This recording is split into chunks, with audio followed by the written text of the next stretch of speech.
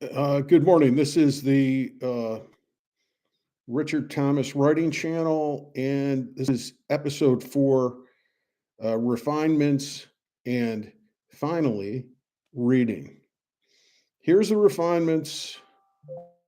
You would have to be if you haven't been watching up to this point or haven't been watching everything. Don't worry about it. Just try to get it a little bit in context, and eventually that you'll get it. I've been thinking a lot about Huckleberry Finn, and it makes me revise some of my earlier comments, which is which is really kind of mapping out. I don't know. Mission statement is too corporate or something, but and it's certainly not a business plan. Maybe it's a writing plan or an art plan in terms of the purpose of what I'm doing. So I was thinking of Mark Twain, and I was thinking of Huckleberry Finn. And you may or may not remember that there are a couple of constructs that I'm applying to this writing. Uh, One is the idea of the garbage plate, that I do several different kinds of writing, uh, but they all have the same value. And I made a strong and incorrect argument. No, it wasn't an incorrect argument. I made a strong argument that my personal essays were as deep and meaningful as the manuscripts that I've written. And I think that's true from the point of view that the manuscripts that I've written are really necessary exercises, but they're not yet um, novels. And I was thinking of this in relation to Twain. I mean, when you look at Twain, he started out as an entertainer, he celebrated Jumping Frog of, what is it, Calaveras County, Innocents Abroad, that type thing, Tom Sawyer. And then he writes a sequel to Tom Sawyer, which is one of the greatest pieces of American or world literature, Huckleberry Finn. Now, what's the difference of that? Well, I had another schema that I said that my writing has been either processing, which means something is either bothering me or exciting me or whatever. Something tweaks me, and I dig into it to understand it. And there's these processing pieces. And the reader or listener, I guess, by observing these pieces, also goes through that process. They might not come to the same conclusions that I do, but it helps put them on the path of thinking about, or looking at, not thinking about, looking at whatever I'm looking at. Then making the distinction that analysis can go into it, but it's not really completely analytical. It's more observational. And then the next type of piece is being. And being is simply, it's an expression of who I am in that moment. And knowing who you are doesn't mean that you know what you're going to do, or it means that you understand who you are as you go through life and make decisions and determine what you're going to do, to respond to situations and deal with what comes at you. It's a centeredness. It's a feeling. So I really like these pieces. I like the processing pieces too. I really like. They're kind of, they're almost like songs. They're an expression of the. They're an expression of the creator, of the writer. And then I talked about art, and I said, I don't know if I've ever done art. And I talked about Darwin and Freud and James Joyce and Einstein And now I can talk about Mark Twain as being in this category of, what the artist does is that they they have a perspective that sees reality in a deeper way than it's been seen before, and they have a facility to express what they see.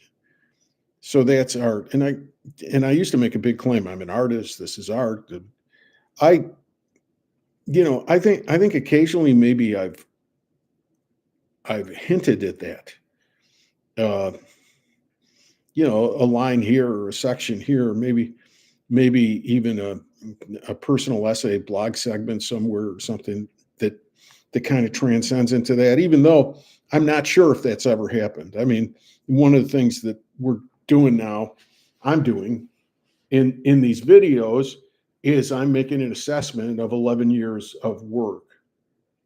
Before you go forward, you kind of really have to have an understanding of what went before, and that's what I'm doing.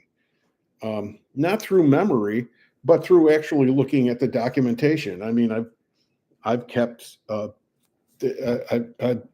really made a record of who I've been and what I've had to say for a long time now. So that's the step. Now, this brings me to what the novel is. So Mark Twain was basically an entertainer, and then boom, he writes the great American novel. So he takes this huge leap from Tom Sawyer to Huckleberry Finn, and he defines. Uh, he sees America more better than it had ever been seen before, and he also sees aspects of the human condition in ways that, I say never been seen before, or maybe some of these things have been seen, but only in the most elevated uh, uh, artists and thinkers or whatever. So I've been making a garbage plate. I've never done anything like Huckleberry Finn, and and as I say, my manuscripts were necessary exercises. I mean, there was a lot of craft stuff, and also the feeling, more than craft, the feeling of trying to go for something like that Huckleberry Finn thing that made a difference. So I haven't done it yet, and I'll add here too that Norman Mailer was talking about how he wrote for writing for hire. So he said, really, the great things you just kind of wait for. But it was his livelihood. So he wrote, and he said there's a different feeling between getting up and writing every day and waiting for the inspiration. Now, I'm fortunately in the position. I don't have to write for a living. So, but I do uh, want to keep prolifically writing, and I think that's important to me for a couple of reasons. First of all, I see value in the processing and the being pieces. I mean, if they're not art, I still think they're good, and they're good for me, and they could be good for other people. So I see that. The other thing is that I learn about writing through writing. I mean, what I'm doing basically is what I've been doing my whole life, and I'm talking about it now.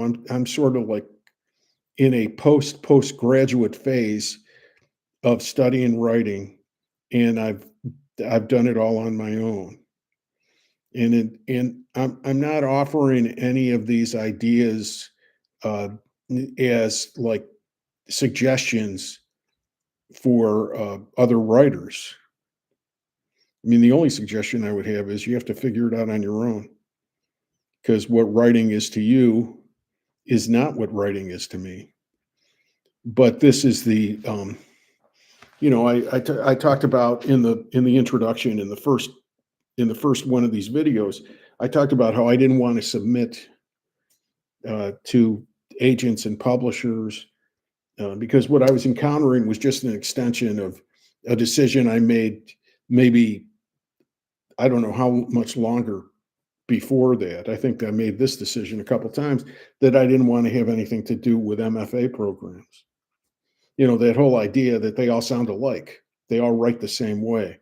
They have these kind of rules that they follow and these values that they have that I don't.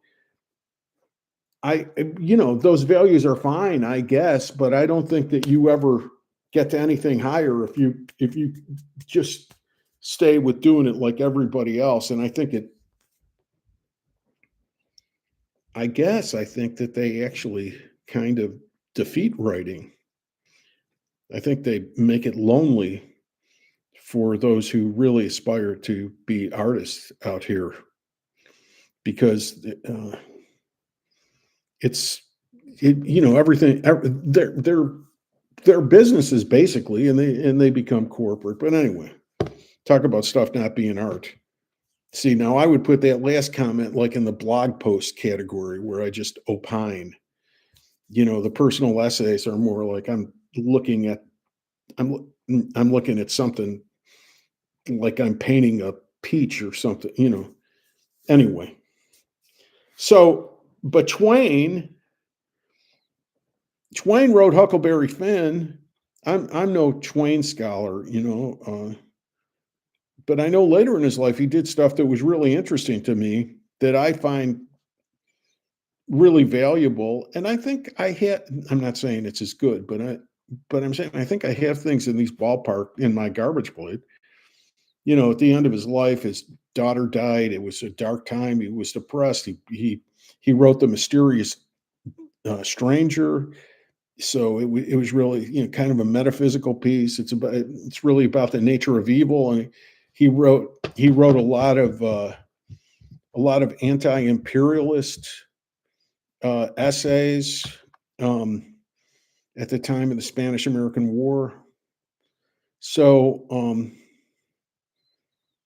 he was, but wonderful elements in the garbage plate, but not Huckleberry Finn. Huckleberry Finn was transcendent.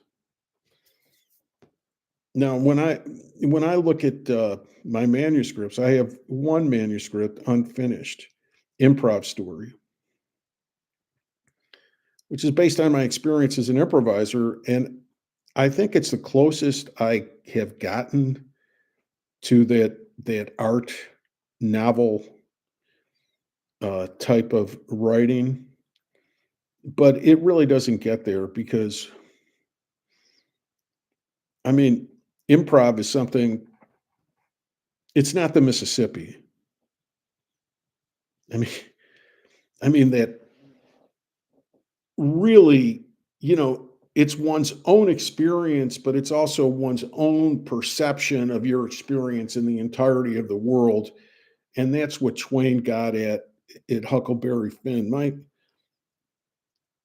improv thing was still a little bit too localized. Okay, it's a. I'm really not expressing myself that well here. It's not only the topic of improv, but the way I was writing it too. And I think it was very good. I think it is good. I think that writing is good. I think it's worthwhile. Um, I think it's publishable. I really do. But I don't think it's Huckleberry Finn. And I'm again, I have to say this. I'm not talking with a grandiosity about saying that, I want to be Mark Twain or something. I mean, that's kind of even ridiculous. But I do That's really what interests me. That's what I want to do. So it sort of tells me the way forward. There's processing, there's being, and there's the sometimes art. There's blog posts, personal essays, and longer narratives, and then art. So I'm I was making an argument that everything was a garbage plate, but there is fine dining beyond the garbage plate. Um, and that that is a real difference, which gives me an idea about about what I'm doing. So that's just refining a little bit on my basic ideas. And let's see, we're at the 15-minute and 44-second mark of this video. So we have some time. So hallelujah, um, I can start reading and then talk some annotations. So the first thing I'm going to look at is that I compiled these manuscripts of the 10 years of blog writing, and then I made the two manuscripts that were memoirs. So, which is about not quite the last year, but maybe the last 8 months or something. So that is the body of work that I'm looking at. I mean, there are things that I did before that, you know, I mean, really my whole life, but I'm just limiting this survey that I'm doing to the last 11 years. Uh, because even though at the time they were not just preparations, they were things that I actually did. Uh, the scenes at Second City, the monologues at the West Bank, the the writing that I did as a lawyer, the writing that I did as a college professor. Um, these things they were real, and I have some pride in them. I mean it's a body of work, but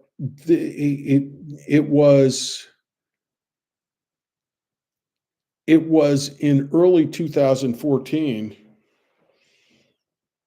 that I started just calling myself a writer. That this is what this is what I'm doing. So I'm going to look at this writing.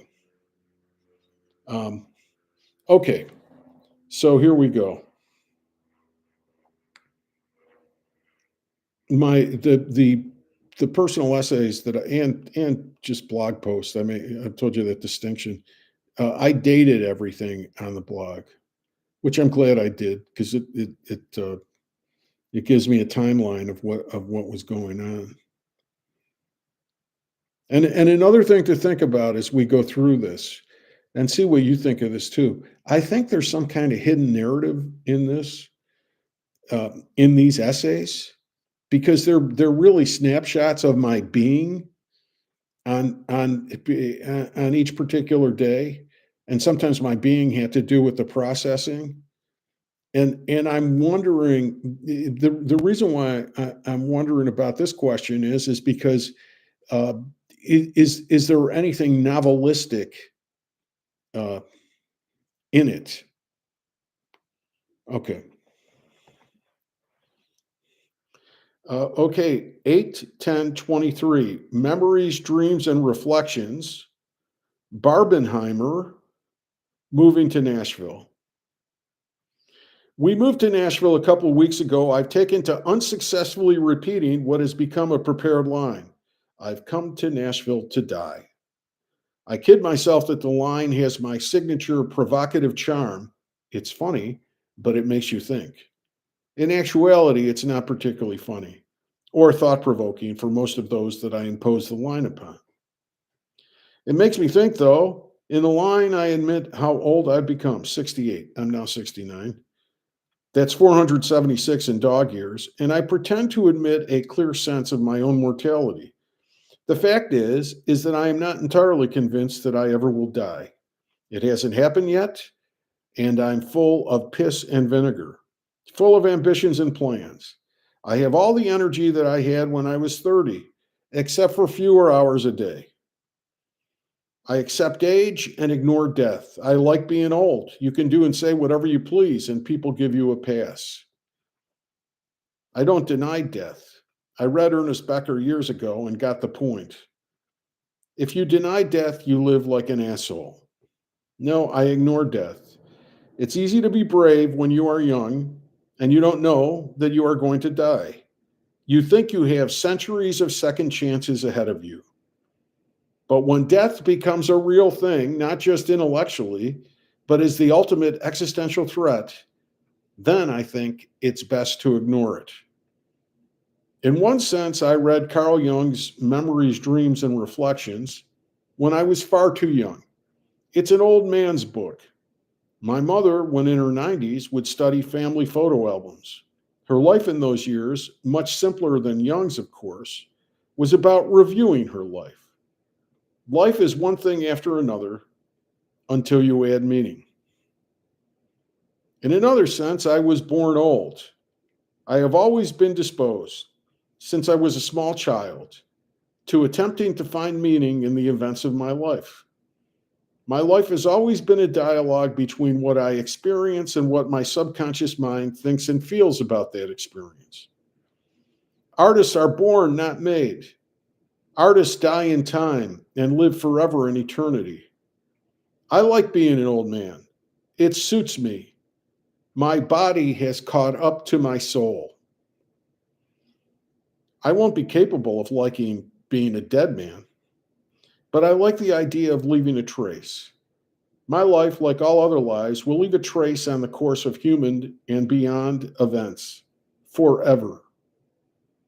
The sub in subconscious is very important. I don't manufacture ideas or feelings about my life. I live my life and am periodically seized by epiphanies that tether my being to the rest of the world and to all time. Art is a lot like religion, except you cut out the middleman. Once I was hospitalized for hearing voices. I still do, but it doesn't seem to bother anyone anymore. I just don't bring it up.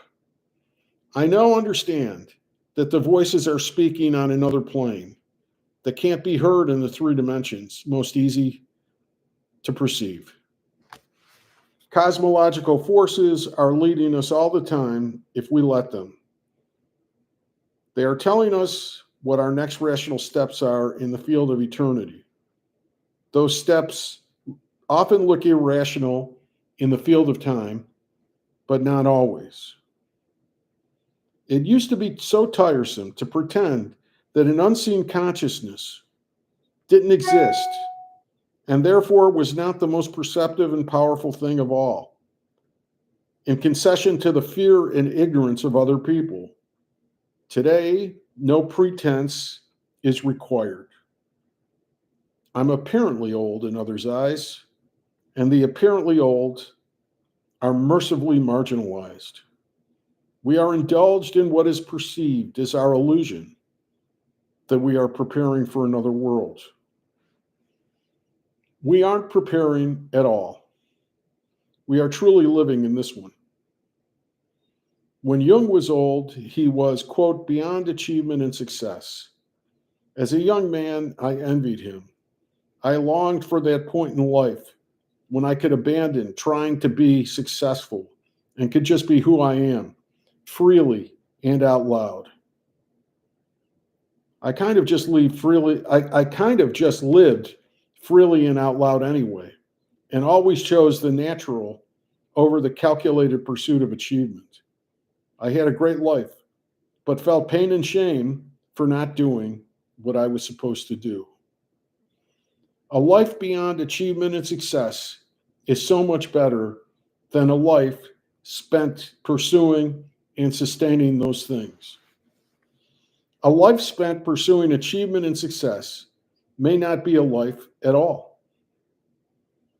If everyone listened to their subconscious whispers from eternity, the world and the individual souls that inhabit the world would be in perfect harmony. Artists are born, not made. Emphatic acceptance of who we were born to be is what helps the world and makes us happy. Religion often tells us, quote, faith without works is dead.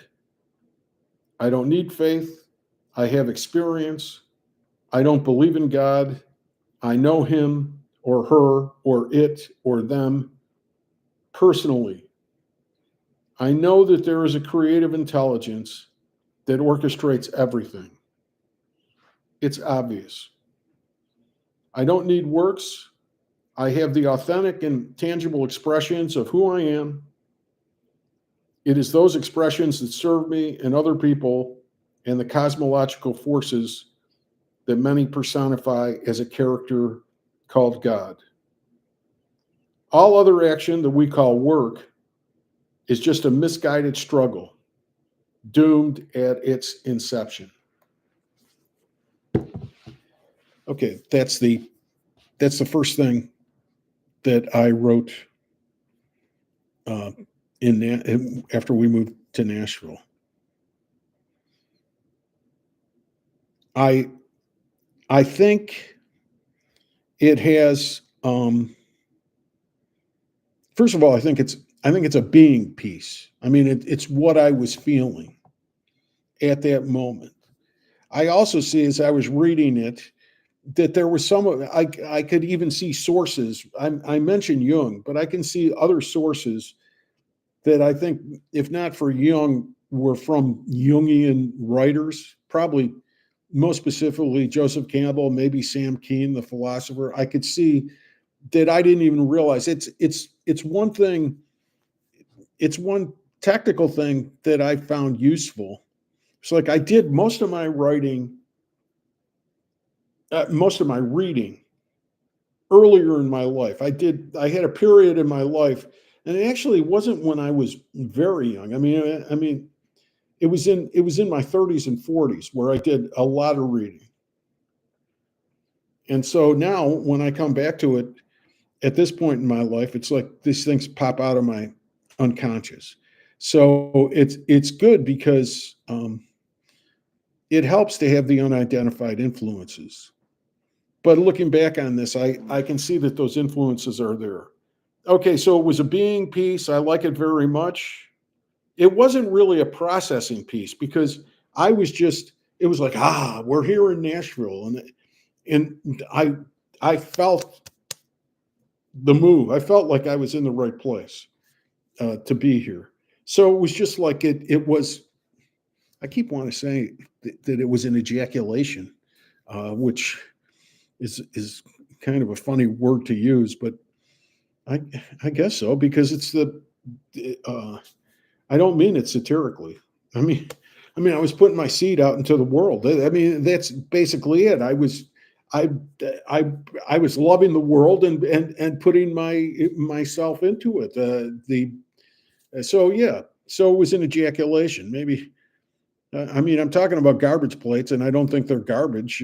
Maybe I should call these being pieces ejaculations, and I don't think that's lurid. So okay. So it was that. I also think that this might be a reason why I was confused. There are novelistic elements in this essay. First of all, it's revelatory. It's revelatory of my character. Now, if I could take a note, and also I think I mentioned my mother in there or whatever with her dementia. It's a reference. It's not developed at all, but it's looking at another person's character, which is another thing to say about the writing. My friend would say, my good friend who's so wise about writing or whatever and gives good notes, he would say something like, you just mentioned that your mother has dementia, that's a chapter. or more. I mean, there's so much there. What is that? Of course, what I would say with the garbage plate is, well, my mother is in, she's one of the characters of all these blog essays. But there are novelistic elements. It's revelatory, and it's trying to get at big ideas. Okay, relative to ordinary life. That combination, I have a tremendous love and respect for great great writing, like particularly novels or fiction writing, and great acting. Because I think this idea of taking, the metaphysical and merging it with ordinary life, that's tremendously, that means a lot to me. Now I could see, somebody in an MFA program is rolling their eyes like, oh, that's obvious or whatever. It's not so obvious. I'm talking about how you make this stuff, how I make this stuff. So that's what this is really about. I'm very happy with that piece that I just read you. I think it's good. I think it has value in and of itself. But I also think it has the seeds of something more to come. So it's a humbling thing, to do this writing, because first you have to fight through. Well, I've been doing it for 11 years, so I'm damn good at it now. I mean, you want to feel like you're established or expert at something, but really, that's an illusory feeling because nobody knows what they're doing. Okay, well, a lot accomplished here today. Clarification of some earlier ideas, and we've begun to get into the process of making an assessment and going through the writing. So it's really, I like this process. I'm annotate. I'm looking at the material. I'm looking at what I created, and then I'm annotating it from the present perspective. So thank you. So this was 3222. Not bad so far. That's holding up. We're coming in at around a half hour with each one of these things. All right. Thanks a lot. See you next time. Oh yeah. If you like it, like and subscribe. Not, I agree with President Obama. I'm not in the cult of likes. That's not what I care about. It's useful. It's useful to know who's watching, even though I can tell. I have some, the sort of unsatisfactory, but I have some data that I can see that people watch at least some of this stuff or whatever. So that makes me happy because you know it means that it's getting out in the world. It's not, if anybody can get anything out of this, not necessarily out of what I'm saying, but if they can listen to it and it takes them somewhere else, I think that's a good thing, because that we create and serve other creators at the same time. Creation spawns creation. That is really a fortune cookie. So I'm ending with a fortune cookie phrase right now. The perils of improvisation. Okay, thank you very much. See you next time.